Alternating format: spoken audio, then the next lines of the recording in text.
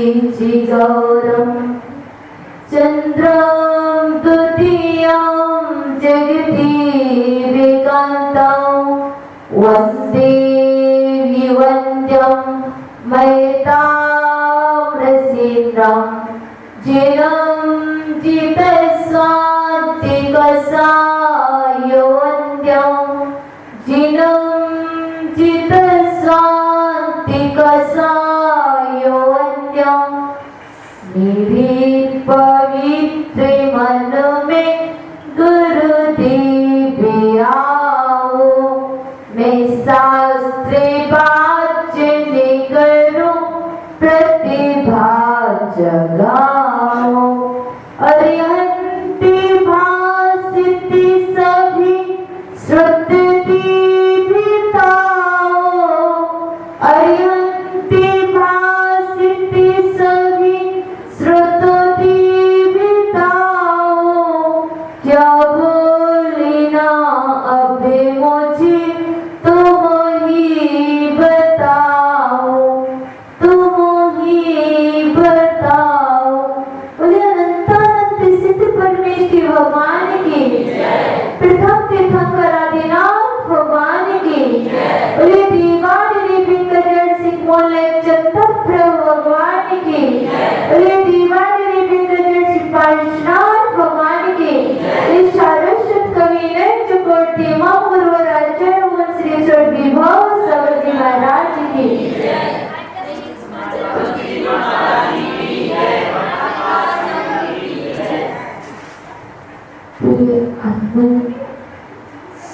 ही मां चिरवाणी जग कल्याणी अरिहंति भासित सिद्ध सिद्धित आश्चर्य आचरित उपाध्याय उपासित सर्व साधु साधित जीव तत्व प्रबोधिनी अजीव तत्व विवेचिनी सर्वास्त्र निरोधिनी कर्म बंध विमोचिनी संबर पद प्रदायिनी निर्जरा निर्जरणी मोक्ष महलधारिणी हिमाचिरवाणी तेरी जय हो सदा विजय हो। तेरे विशाल पद में श्रोतो सूर्य का उदय हो, श्रोतो ब्रह्म का उदय हो। प्रिय अर्पण टाइम 4:16 हो गए ना। अब वक्त कितना है पहले बता दें। आधे घंटे का 5 बजे तक ठीक वक्त है ना। जाना तो नहीं जाना। प्रिय अर्पण आज हम सभी रविवार की सभा में उपस्थित हुए हैं। किसको निकाल कर उपस्थित हुए? समय को निकाल कर कि वक्त को? किसको निकाल कर उपस्थित हुए हो भैया? अभय भैया किसको निकाल कर उपस्थित हुए हो?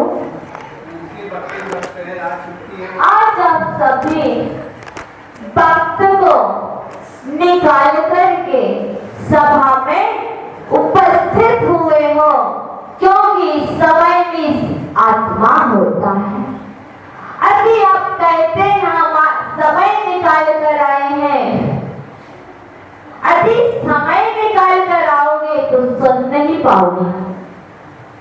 तो कहीं ऐसा तो नहीं है समय आपका घर में बैठा हो, समय आपका घर में हो, समय आपका दुकान में हो, सिर्फ आप शरीर से यहाँ बैठे हो, ऐसा तो नहीं। नहीं, आप समय को साथ लेकर के वक्त निकाल करके सभा में उपस्थित हुए।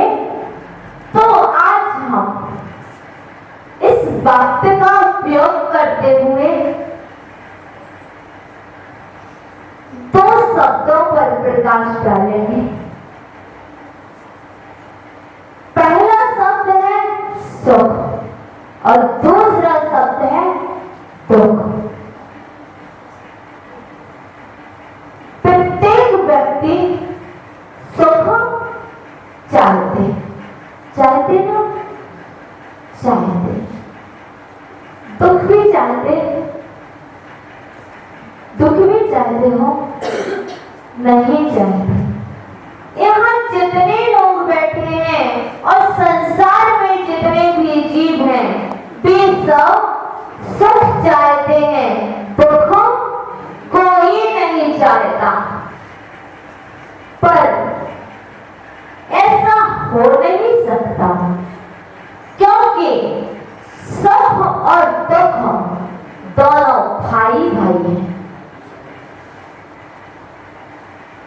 सुख और दुख ये दोनों भाई हैं।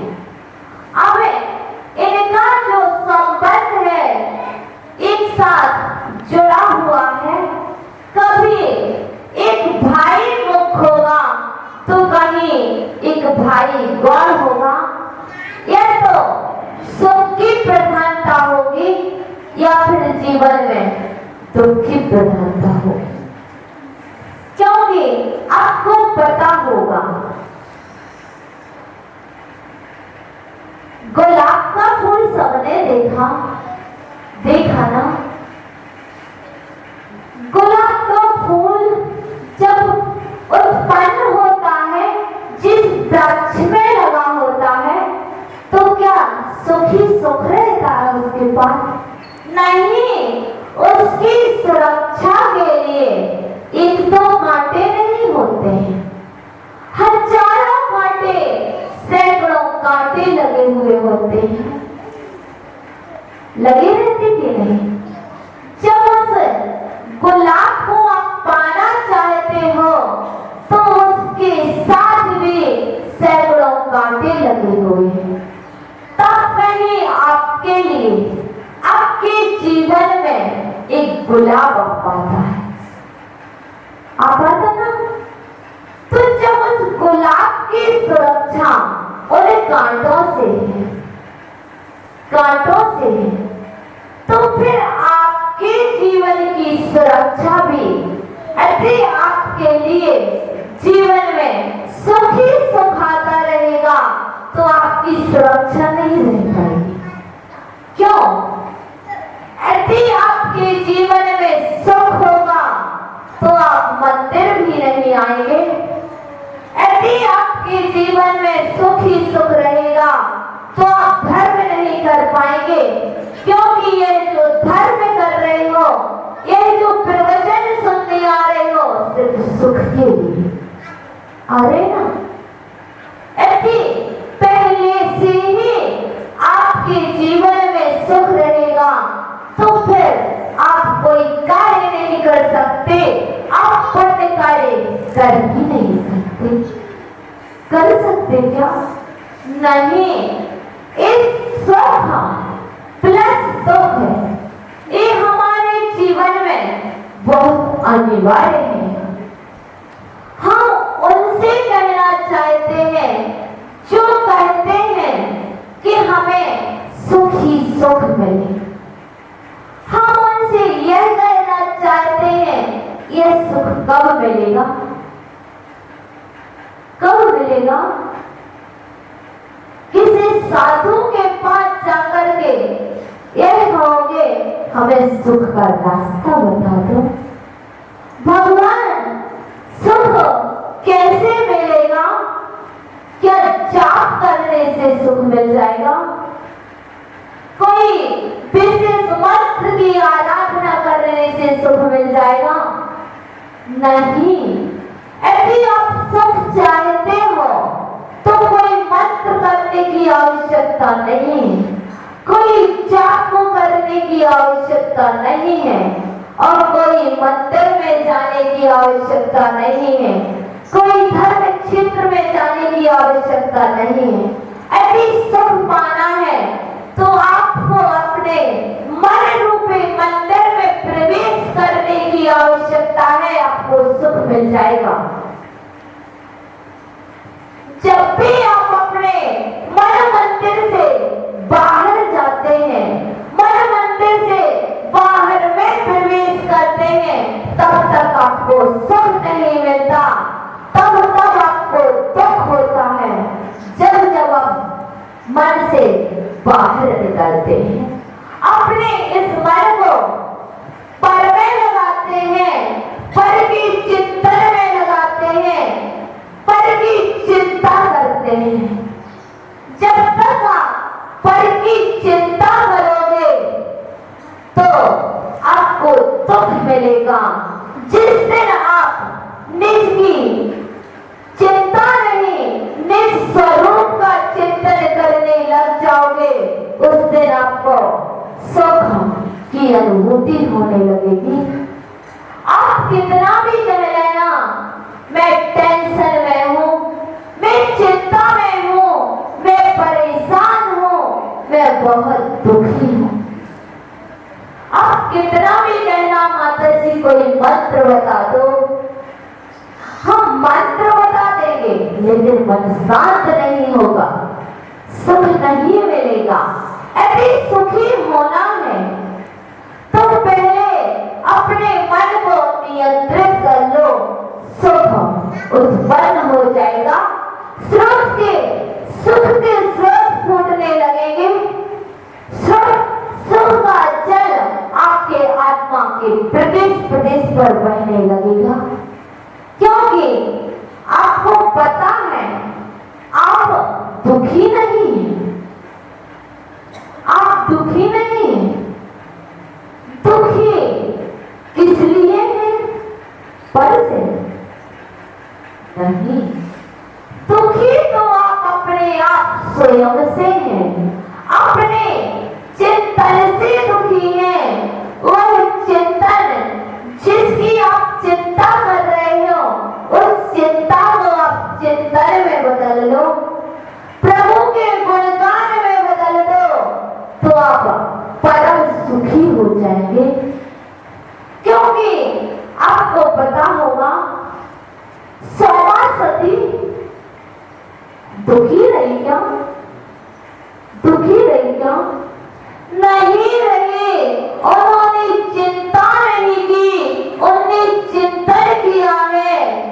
जब सीता मां के लिए रावण ले गया था, तब राम ने चिंता नहीं की थी, उन्होंने रोया नहीं था, उन्होंने चिंतन किया था हम अपनी सीता मां को कैसे वापस लगाएं, कैसे वापस ला सकते हैं, इसका चिंतन किया था, उस युक्ति को अपनाया था।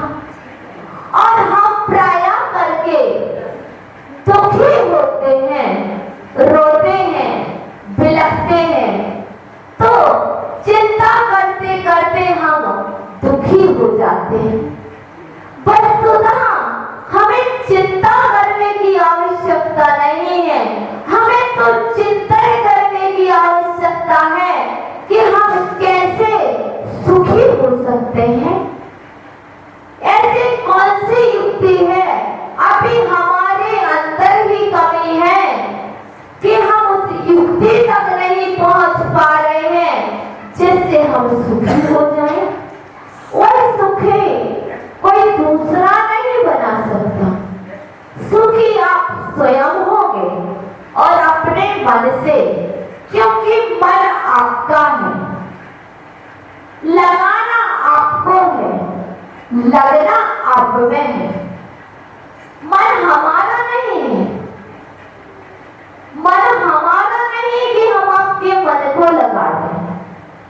अब मन को लगाने के लिए साधन आपके पास है, जिनवाणी मां आपके पास है, दिव्य शास्त्र गुरु आपके पास है, बुद्धि आपके पास है।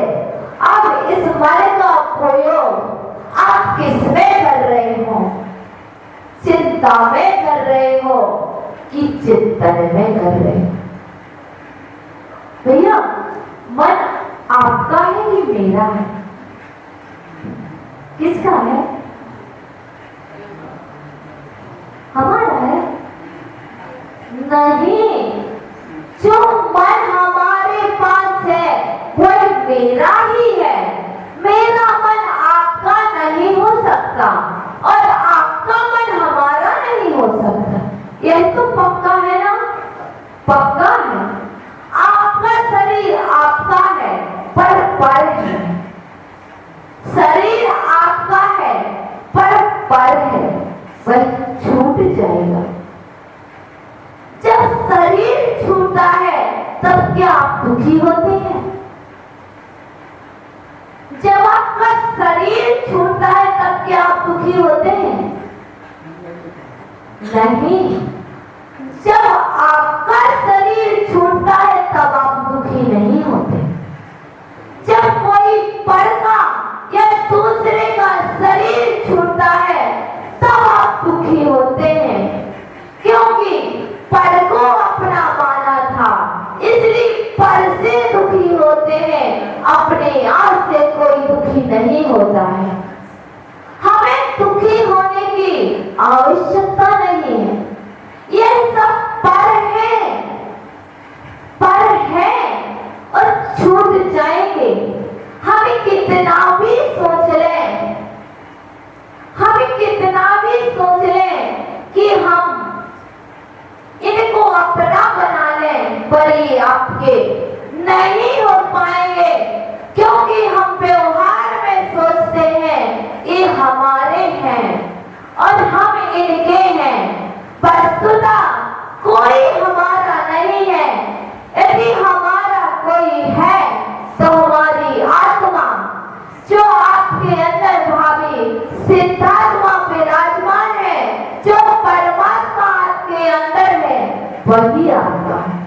यह शरीर आपका नहीं है, यह दूसरे का है और दूसरे दुखी हो रहे हैं आपको देख करके, और आप दुखी हो रहे हैं दूसरे को देख करके। हो रहे ना? यदि आपको दुख से दुखी हो, सुख में बदलना है तो दूसरे को नहीं, निज को देखने लग जाओगे, आप परम सुखी हो जाएंगे। समय नहीं लगेगा आपको, क्योंकि आत्मा स्वयं समय है। वह स्वयं एक निज आत्मा स्वस्वरूपी ज्ञानमयी है। उसको देखने के लिए आपको कोई वक्त नहीं चाहिए। जिस समय आप यहाँ बैठे हो, इसी समय आप अपने आत्मा का चिंतन करने लग जाओ। मैं परम सुखी है, मेरा कोई नहीं है, मैं पर से दुखी हो रहा था, अभी सुख का अनुभव करने लग जाओ। आपको पता होगा मीठा सुख देता है, देता ना? देता भैया? मीठा खाने से सुख का अनुभव होता है, होता ना? होता है, तभी तो आप मुझसे कहते हो मीठा ले लो। मीठा खाओगे तो मीठा बोलोगे, कहते ना? जीव का सुख है। नहीं भैया, और मीठा उसी जीव को कष्ट पहुंचाता है। जिस समय आप मीठा खाते हो, यदि वह आपके दांत में भी जीभ आ जाएगी तो वही मीठा आपको कष्ट पहुंचा देगा। पहुंचाता कि नहीं? सच है ना? सच है। जिसको आप अपना मान रहे हैं, जिससे आप सुख मान रहे हैं कि यह मुझे सुख देगा, वही आपको दुखी करेगा, क्योंकि आपने माना था मीठा सुख देगा। मन ने मांगा, इस जिह्वा ने मांगा कि मुझे मीठा खाना है, आपने दे दिया। लेकिन जरूरी नहीं है कि वो सुख देगी। हो सकता कभी कभी कभी वह दुख भी दे देती है, और वह दुख ऐसा होता है एक दिन तक कष्ट नहीं देता, कई दिनों तक कष्ट देता है। नहीं देता, देता है, पता है हम। और वही मीठा डायबिटीज वालों के लिए क्या है? शत्रु है। शत्रु है कि नहीं? लेकिन आपने कहा है कि मीठा सुख देता है, नहीं, ये आपकी मिथ्या मान्यताएं हैं कि मीठा सुख देता है। वस्तुतः ना मीठा सुख देता है, ना दुख देता है। ऐसे ही कोई जीव हमें ना सुख देता है, ना दुख देता है। हम अपने अज्ञान से सुखी होते हैं और अपने अज्ञान से दुखी होते हैं। जब हम अपने ज्ञान का सदुपयोग करते हैं तो हम परम सुखी हो जाते हैं। जब हम अपने अज्ञान का उपयोग करते हैं तब हम बहुत दुखी हो जाते हैं। भैया, यहाँ दर्पण लगा मंदिर रखा है, रखा है। आपके चेहरे में कुछ लगा था, दर्पण में देखा, आप दर्पण को खोलते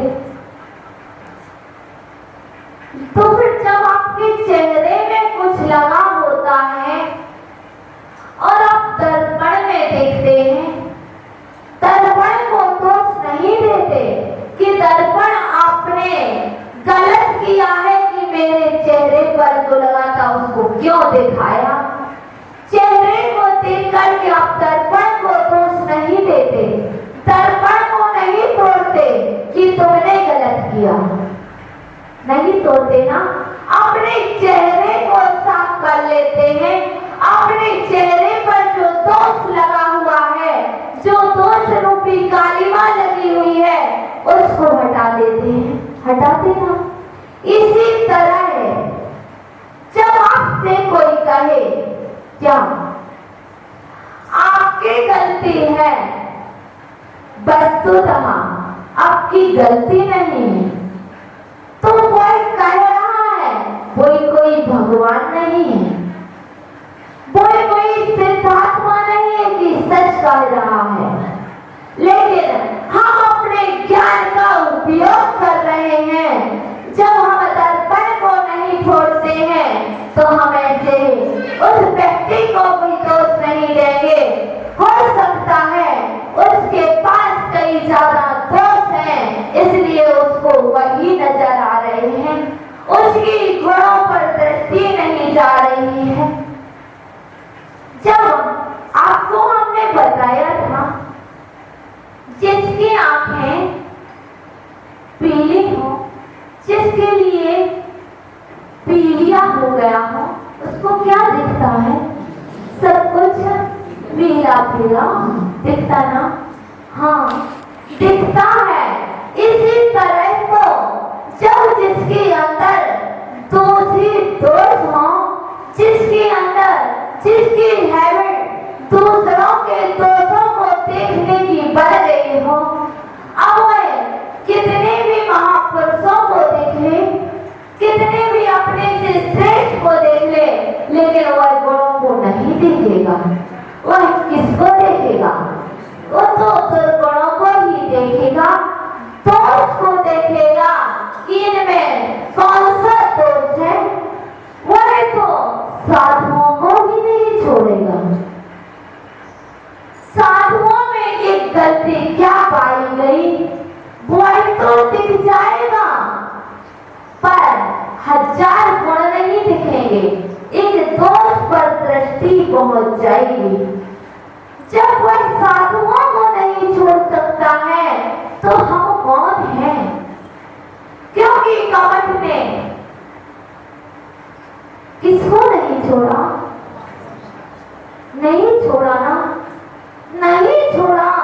जब उन महापुरुषों को नहीं छोड़ा, जब बड़े बड़े साधुओं को नहीं छोड़ा, हमारे तीर्थंकरों को नहीं छोड़ा, तो हमें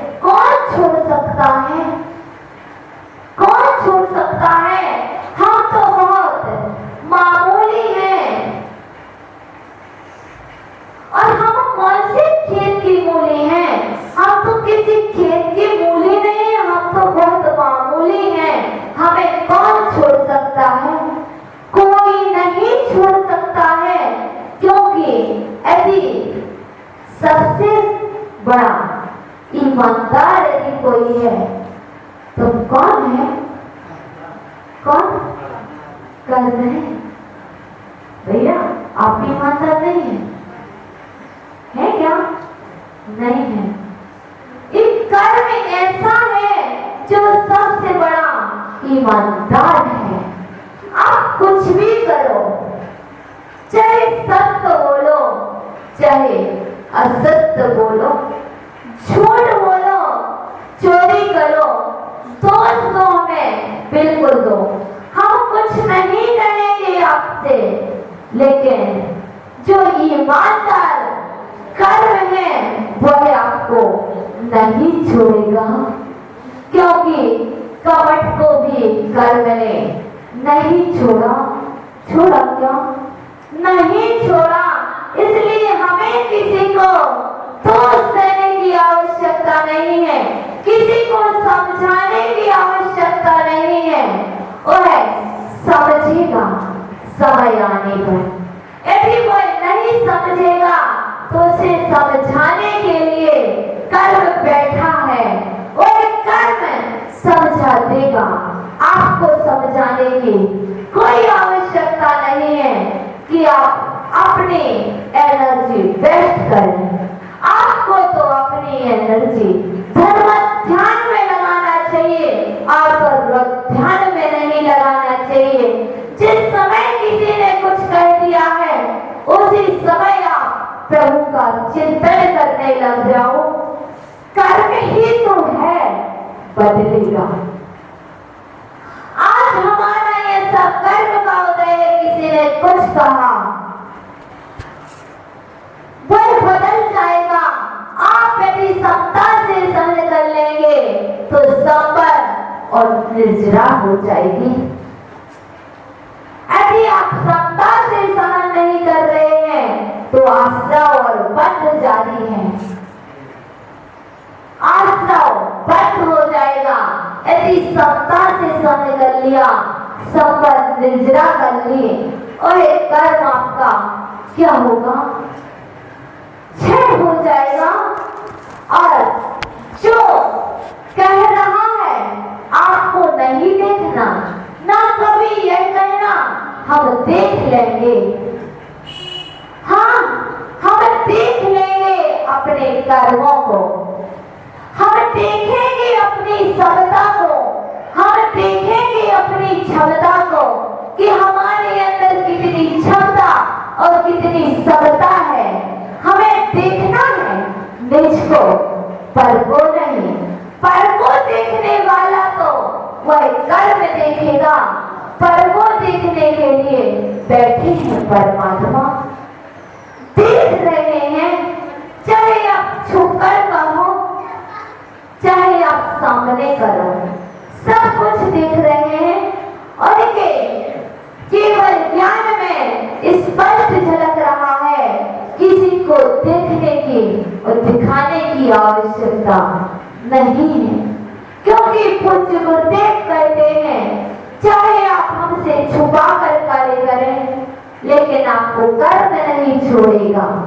इसलिए यदि ईमानदार होना है तो अपने प्रति ईमानदार होना चाहिए। हम दूसरे के लिए ईमानदार हैं नहीं। हमारे पूज्य गुरुदेव कहते हैं, अपनी साधना के लिए अपने प्रति ईमानदार बनो। गुरु जी पूछें सामायिक की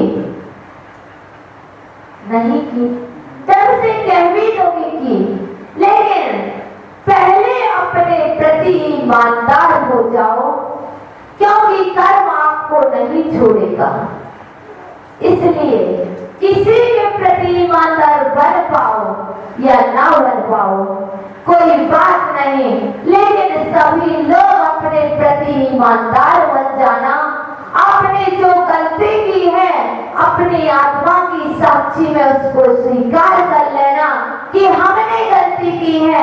हमें दूसरों के प्रति ईमानदार सफाई देने की आवश्यकता नहीं है, क्योंकि सफाई इसलिए नहीं देना है क्योंकि कर्म बैठा है। वह करेगा सफाई, वह निर्णय करेगा। जजमेंट तो करना नियोग है,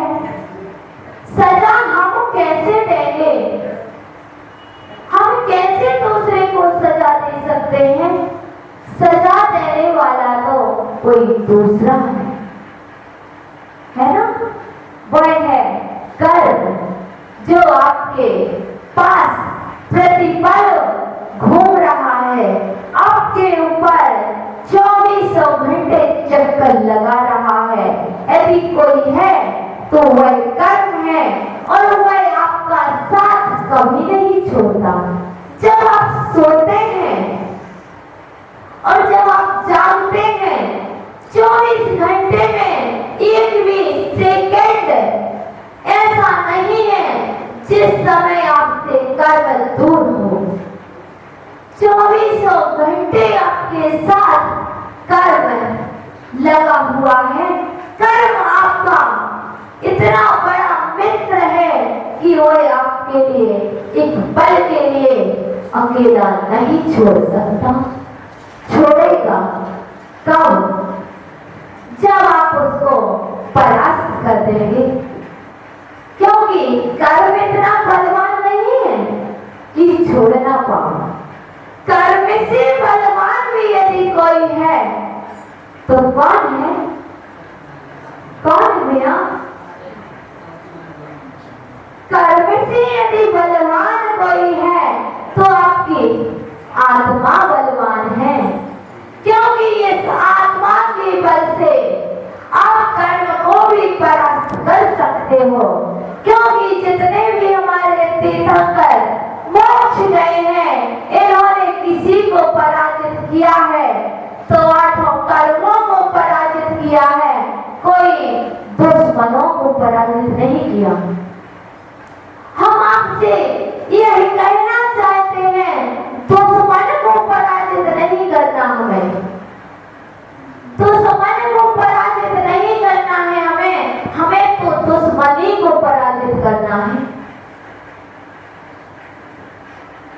समझ रहे ना?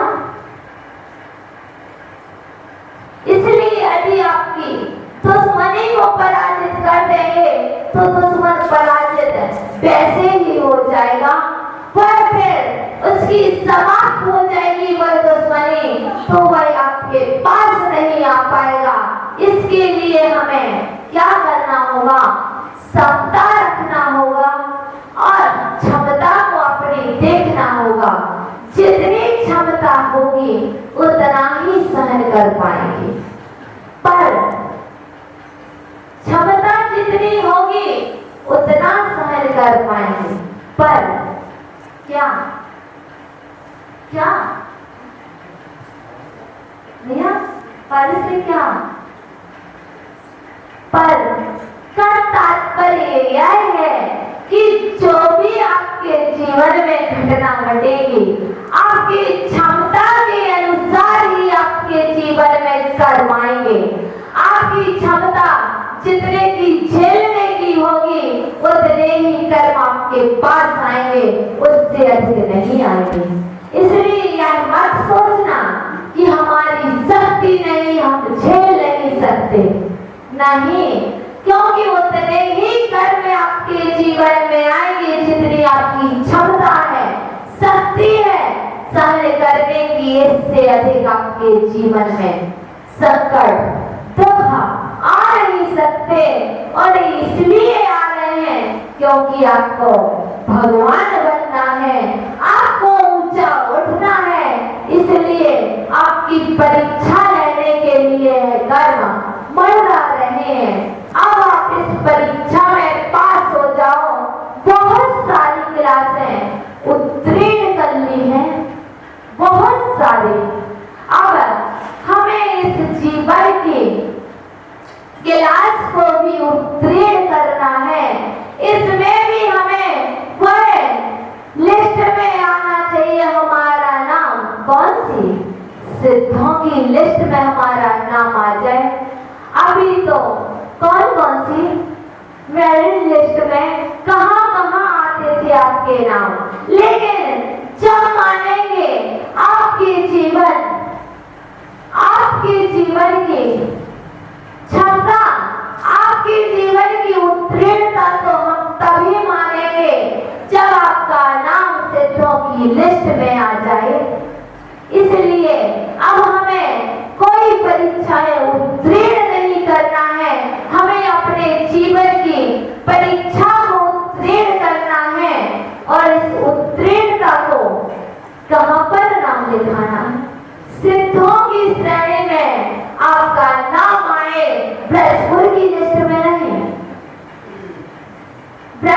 की लिस्ट में नहीं, नगर की लिस्ट में नहीं, समाज की लिस्ट में नहीं, आपका नाम तो सिद्धों की, अरहंतों की और आचार्य भगवंतों की लिस्ट में आपका नाम आ जाएगा तो मान लेंगे आप बहुत परम सत्ताधारी हैं, करुणाधारी हैं, क्षमाशील हैं और क्षमा की मूर्ति है।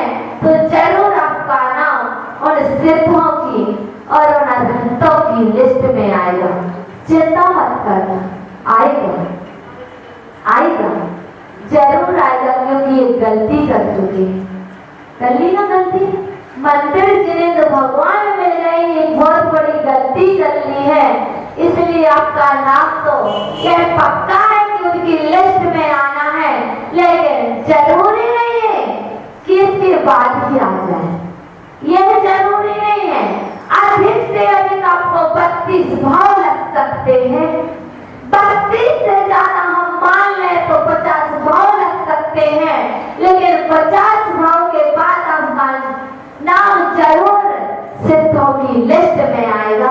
यदि आप चाहते हैं, आप चाहते हैं कि जल्दी आ जाए, तो वैसा पुरुषार्थ करना शुरू कर देना। तो ज्यादा से ज्यादा 3 भाव, और 3 भाव में ना सही तो 7 भाव, और 7 में नहीं तो 8 भाव। बस यदि आप अभी से पुरुषार्थ करेंगे, यदि जघन्य समाधि करेंगे तो ज्यादा से ज्यादा 8 भाव, यदि मध्यम करेंगे तो ज्यादा से ज्यादा आपको 7 भाव लगेंगे। यदि आप उत्कृष्ट समाधि कर लेंगे तो आपको यह पक्का है 3 भाव में आप सिद्ध परमात्मा बन जाएंगे, सिद्धों की लिस्ट में आपका नाम आ जाएगा। आप पुरुषार्थ आपको करना है, सुख को दुख में बदलना है कि दुख को सुख में बदलना है, क्योंकि यदि सुखी सुखी रहोगे तो परेशान हो जाओगे, धर्म से छूट जाओगे। मैं तो उनको धन्य कहता हूँ, उन कबीरदास जी को जो कहते थे, मैं सुख के लिए दरवाजा नहीं खोलता हूँ, मेरे पास यदि तो खाएगा तो मेरा दरवाजा खुला है।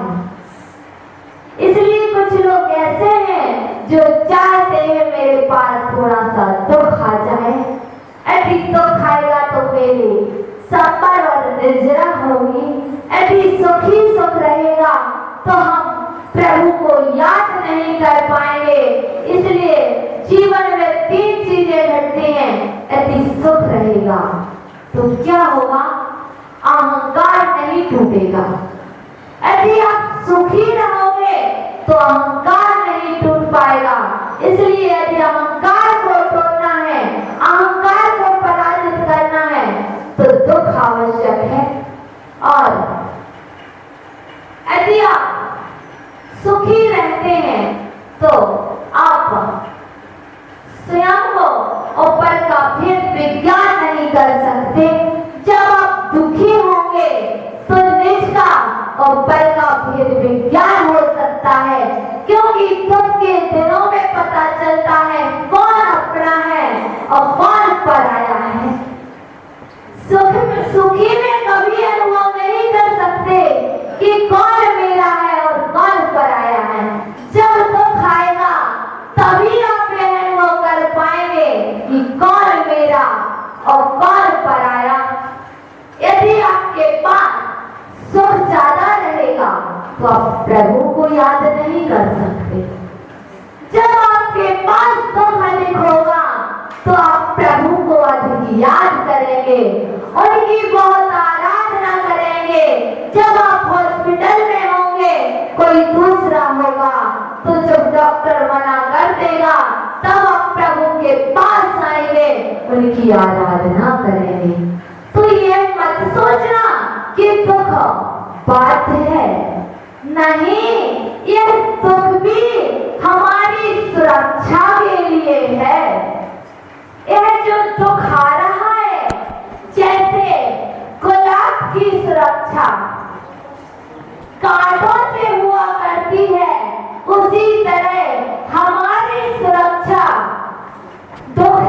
हुआ करती है।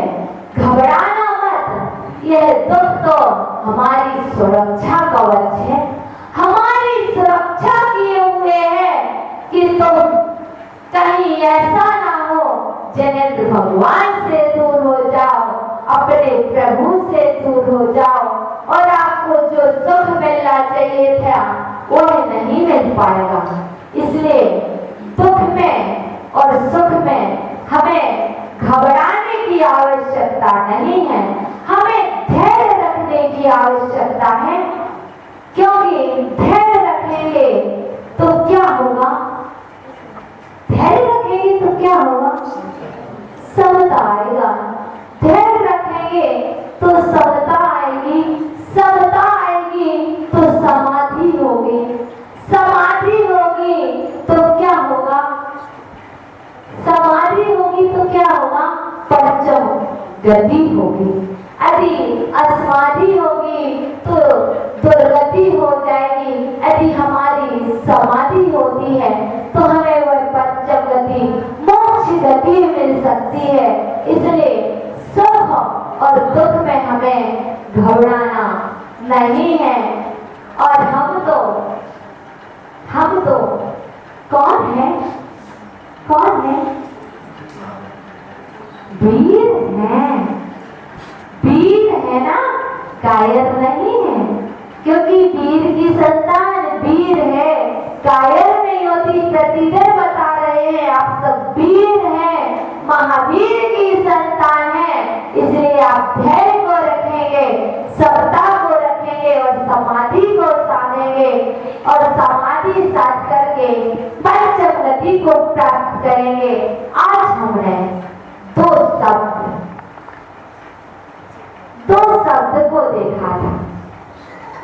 अब इस दो शब्दों में हमने समथिंग 43 मिनट बोला है। समथिंग। अब हम आप सबसे चाहते हैं आज के पहले क्वेश्चन में आपको सिर्फ 2 मिनट बोलना है। आ जाए कोई भी जिन्हें आज तक पुरस्कार नहीं मिला।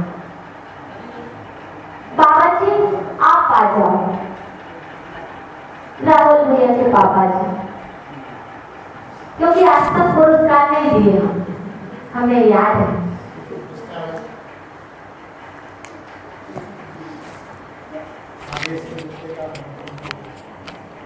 दो मिनट आपको बोलना है।